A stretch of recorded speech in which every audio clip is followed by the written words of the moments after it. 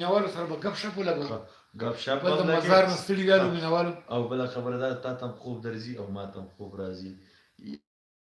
یوه اخري سندره به ورته کومه وي د منګل استاز یو داستان چې ته په دوبۍ کې وي او بیا تا اورېدلی ډېر متاثر شوی هغه په اول ځل مې اورېدلی او په شارجه کرکټ ګراونډ کې شو وه نو منګل استاز چې کله رالو څه حالات په دې وطن کې را د پاپلي یو پاسپالی چې بجرنګ ته چا خر نه ورکولو سړی په کابل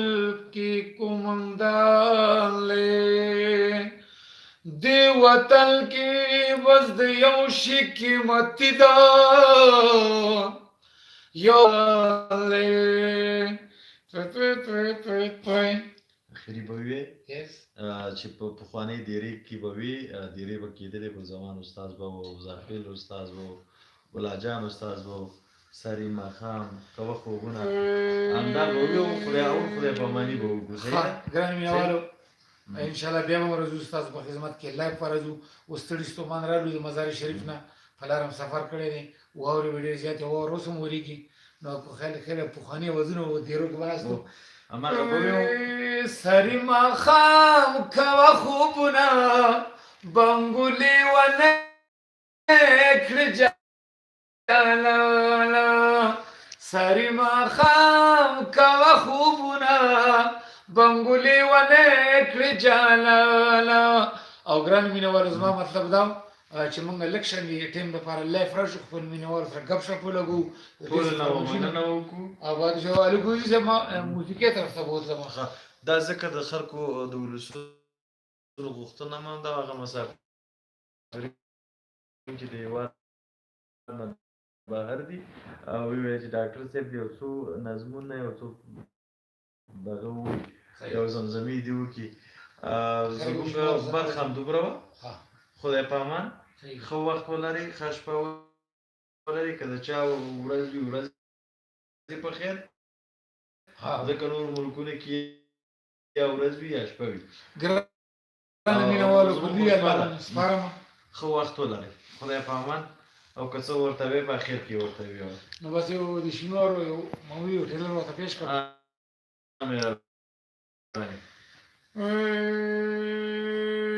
د هاشمي چمنه تورخم پورې خوره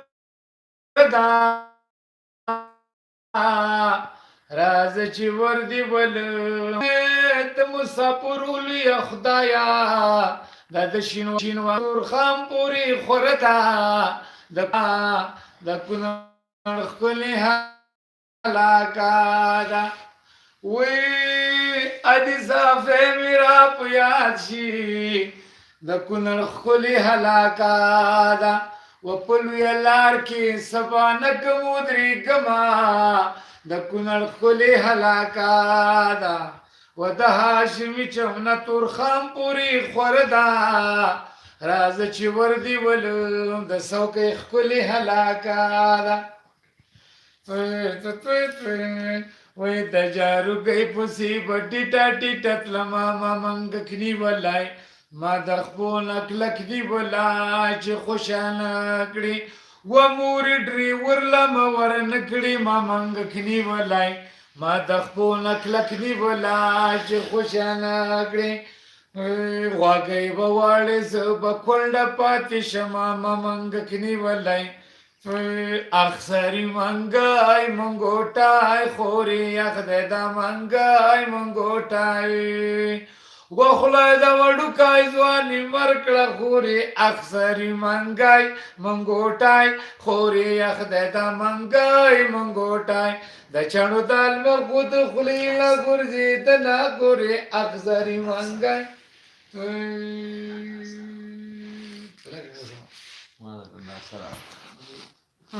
داغلی چیرچ